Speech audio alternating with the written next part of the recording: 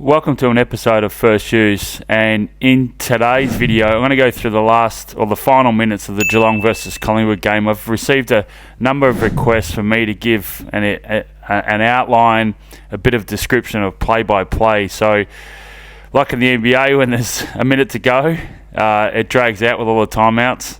So the last final minutes will drag out for a little bit, but I'll showcase a couple of key areas and key aspects of that last final minutes of the game that resulted in one of the best games of the year so far. So the direction that Collingwood went in relation to being behind, what Geelong could have done in relation to hot possession, ball in possession, chip around, chew down the time, all different aspects of the last final minute. So let's get into it, and I'll show you what I, in my opinion, look and see when I slow it down and review the last final minutes. Let's get into it.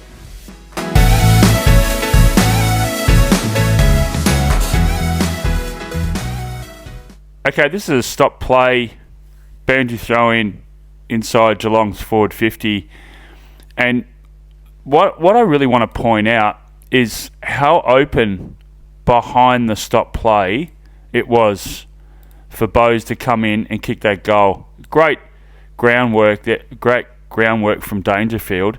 But I was really surprised when looking at the footage how open this space was. So if I roll the tape, you'll just see it. Look how open that is. I mean, this is something that Collingwood needs to look at, and I'm not too sure if this was situation, but a lot of players, it's really well set up here by Geelong to actually get the numbers on boundary side so they can come at the ball, and that's exactly what happens. But Bose comes, there's a 2-on-1 here, and Bose comes from there and comes around, but there's no support inside around the 50. It's really weird. Not even the winger from Collingwood. Normally, sometimes you have a winger sort of come around, but you have protection on that side. And so if I roll the tape, it sort of fumbles around a little bit. I think that's Houston. He's anticipating, but you sort of need to come over and squash. Or you need to pull up. You've got a man here. Maybe Perriman comes up. But I was really shocked to see, once the ball bobbles around, how much space. There's no protection. So, and Bose is still wrapping around here. And there was no one for Collingwood coming off. So it was a really big surprise from my mind. And look how open it is. There's two there. There's no protection. So they're all in this area here along the boundary line, and look how much space there is. So that was a really clear indicator for me. So I just wanted to point this out. This is when Dangerfield at that boundary throw in. Just those first steps to grab the ball, doesn't go too early, but just the ability to get his hands free. But I love this. As you know, I'm a big advocate, if you watch some of my videos, of being in the vision. And look at Bose. So the ability to get in the vision there, exceptional. So after the Bose goal, this is the centre bounce. Now I can tell straight away when Dacos starts here, so on the line, he's either going to go this way, and in this case he goes this way. So really good set play, but really offensive running from Mullins too, to be on someone so dangerous. But what I want to also look at with Geelong, so Geelong set it up really, really well. So he's on the right. If they are going to wrap this way, so it's a bit of a risk for them to actually take this on as well. If they're going to win, he's in a perfect spot, and he's in a perfect spot. Why? Because Bailey's pushing him that way, and the Geelong players pushing Pendlebury that way. So it creates this space on this side, and that's exactly what happens. But on the reverse, when Dacos is going this way, and if it came off, side bottom's on the wrong side. He needed to be on this side, because as you'll see the footage unfold, if the ball was actually went in the favour of Collingwood, and I love this from Collingwood, taking a risk, but I also love it in Geelong's point of view, saying, hey, we're still in front, we've still got to try and continue to attack. And I love both plays from both sides. At the end of the day, you got to win the tap. So ball goes up, and if Collingwood win the tap, you can see Dacos is running into trouble because Sidebottom's on the wrong side. But as it turns out, it goes towards Geelong, and they've got protection because Bailey was on the right side to actually lay the block. So well set up from both sides.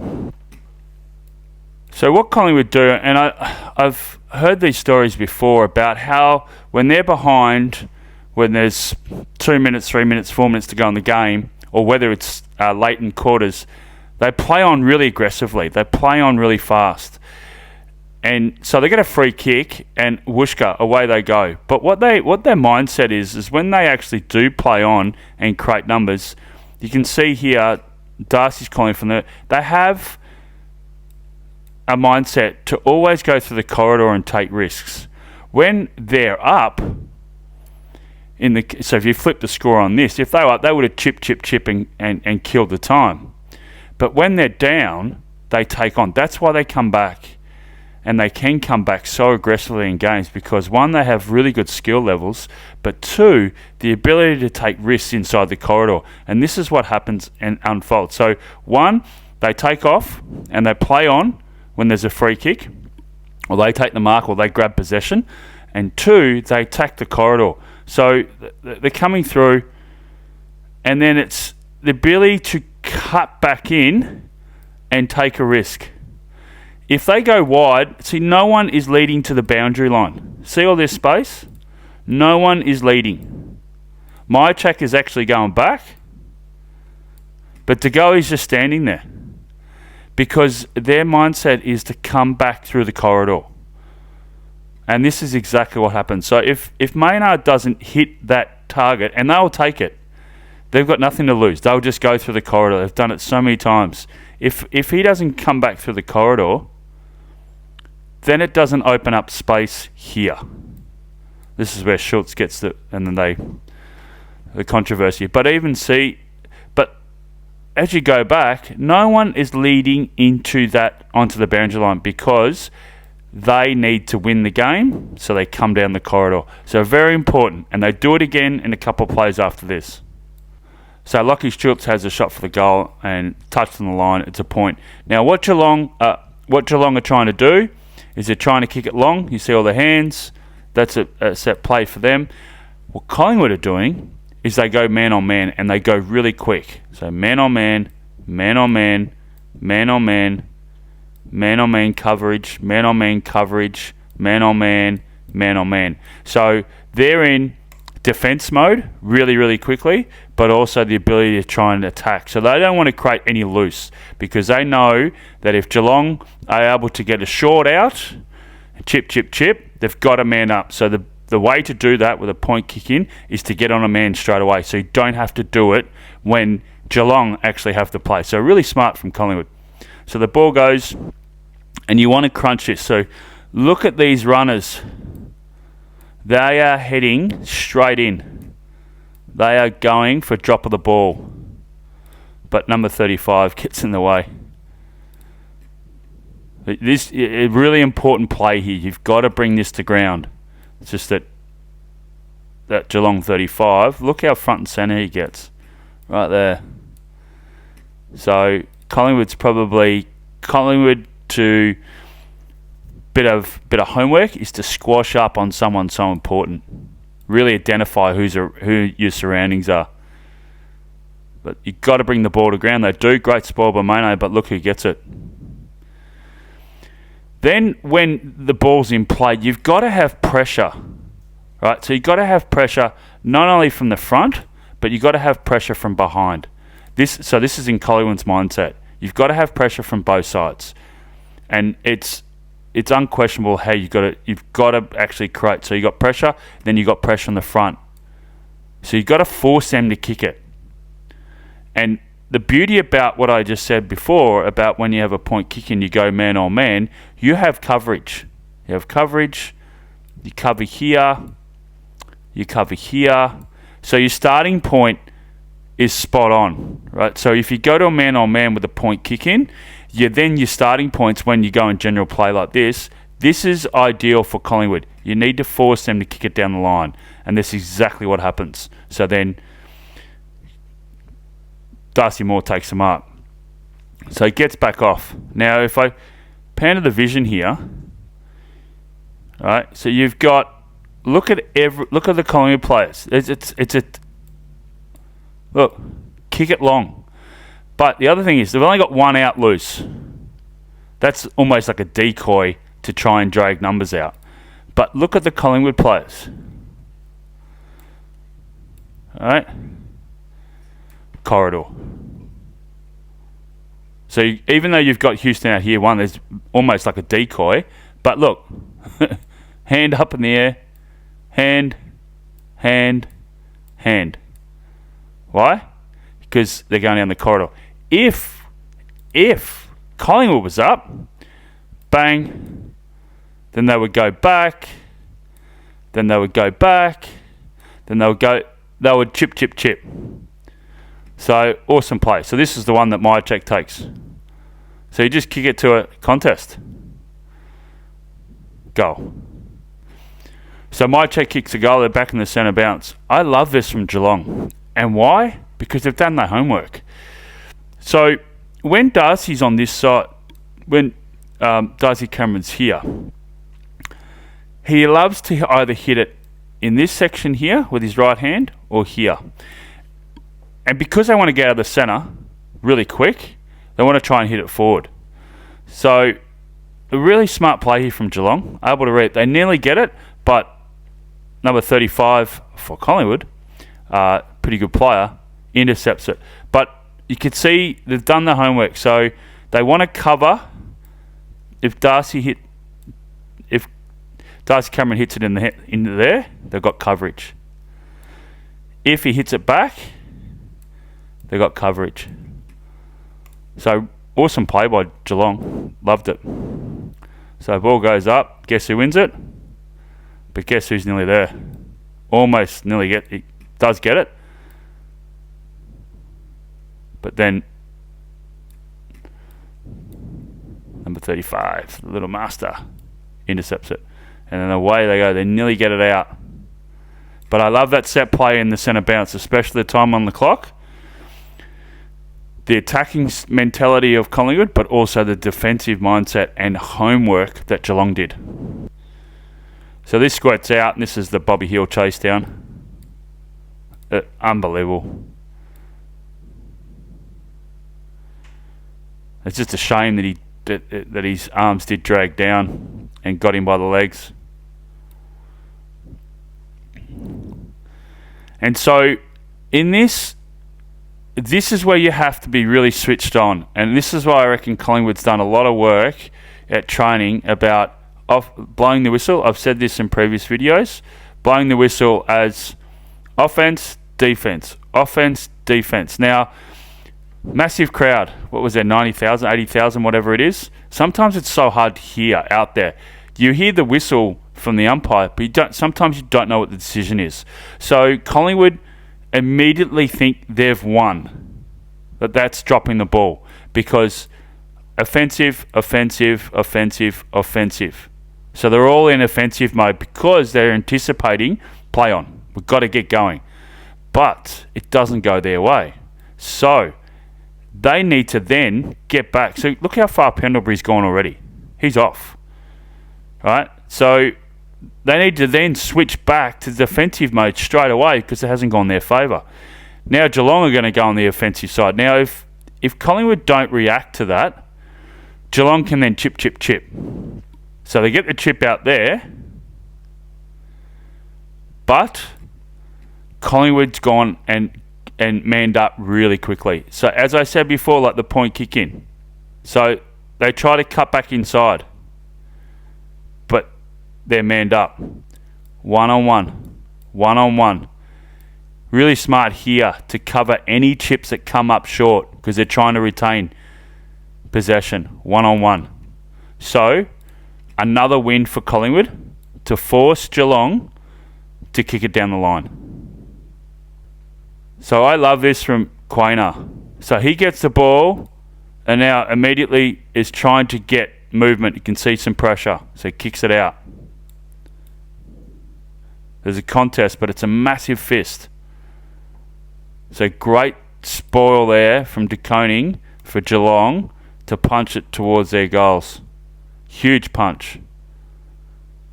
Now they're going inside forward 50. A lot of pressure on the ball, which is really good. What you want to have, I said before, you've got to have frontal pressure. But look who marks it. So the ball was kicked here. There's Coiner.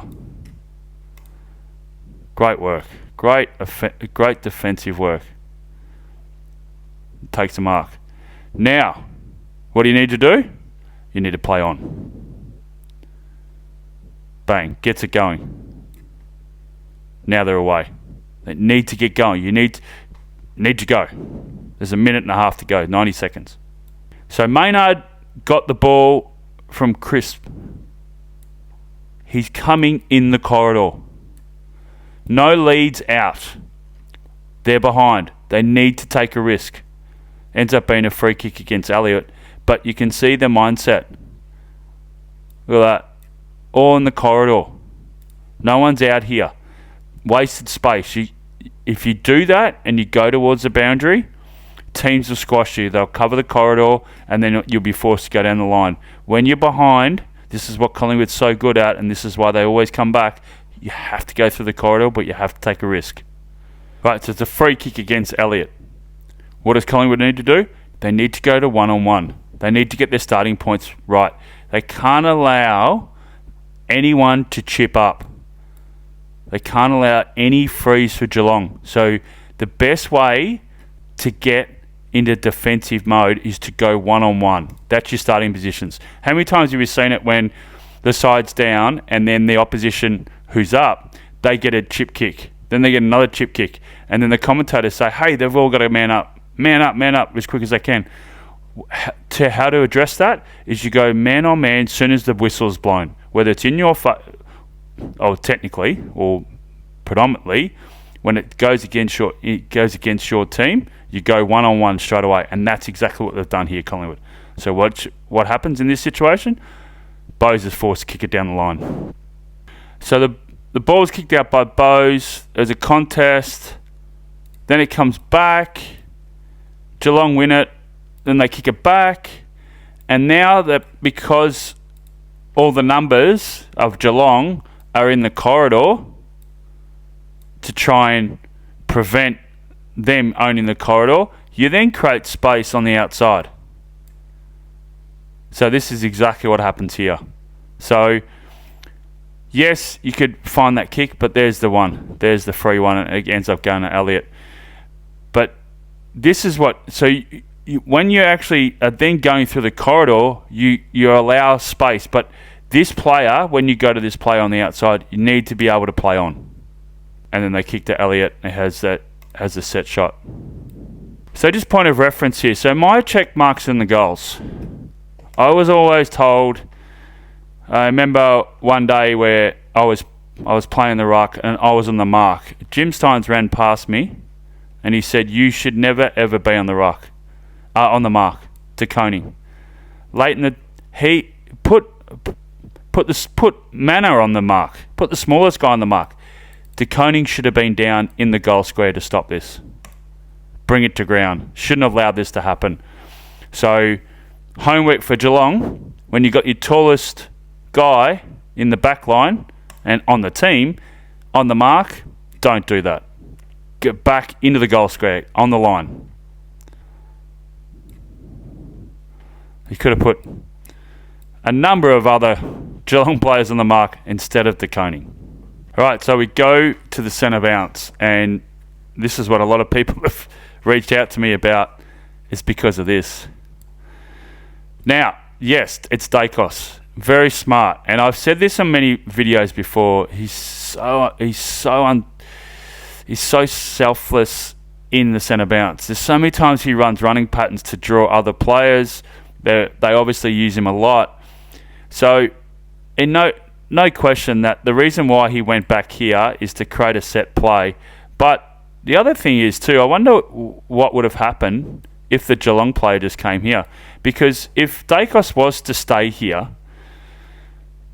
it's hard. You can have pressure from the backs, from Geelong backs, to round him up. So it would have been interesting if the Geelong player just went, you know what? No, I'm just going to stay here and make it a 4-on-3. Essentially, you're making 3-on-2 because of the mids. But it was quite interesting. I like this, and there's nothing in the rule book that states that you have to start on the line. I keep telling you that. I keep saying that in all my messages. But I quite like that. It was attacking, different. You can see that what they wanted to do with the running pattern with Pendlebury coming through. So I'll just go through the video now. So Dacos goes way back. I think it was Mullen, that was on him. But you can see what they were trying to do here, trying to hit it. But really smart by Blizzards to get there, to actually get a hand on it. Atkins going. So they had a really good set play, but it would have been interesting to see if... And then we know what happened here. They holding the ball and they kicked it inside. But for my mind, it would have been really interesting to see if... I think it's Mullen. Geelong supporters will probably correct me on this, but I'm sort of trying to guess. But if this Geelong player had to come up and just let Dacos there, what would have happened? But at the end of the day, Collingwood's there to win it. Collingwood's there to attack. So there you have it. There's my review of the last several minutes of the game on the weekend. It was an unbelievable game. You can see what Collingwood was trying to do when they're down. They were owning the corridor, and then once they own the corridor and Geelong players would come in, they go wide. But if you go wide in those situations, you have to be able to have that player play on. If you do have the ball and you are behind, try to avoid going towards the boundary. Just have a crack at the corridor, because one, that's where all the numbers are, and two, it's the easiest and quickest path towards the goals. And then the other glaring point was pretty much what I was talking about, deconing. Don't stand on the mark. Get back in the goal square. Put someone else on the mark. It's a lot smaller. They could have utilised him with that my-check mark on the goal square, which might have prevented them from even had a shot at the end of the game to win the game. You bring that ball to ground, get your tools into there and try and kill the ball. But hopefully that helped your education in relation to going from attack to defence. And one of the other key parts of about that as well is the starting points. So when you are behind, don't wait to go one-on-one when they have the ball. If there's a turnover, a free kick, a point kicking, go one-on-one, get your starting points in position.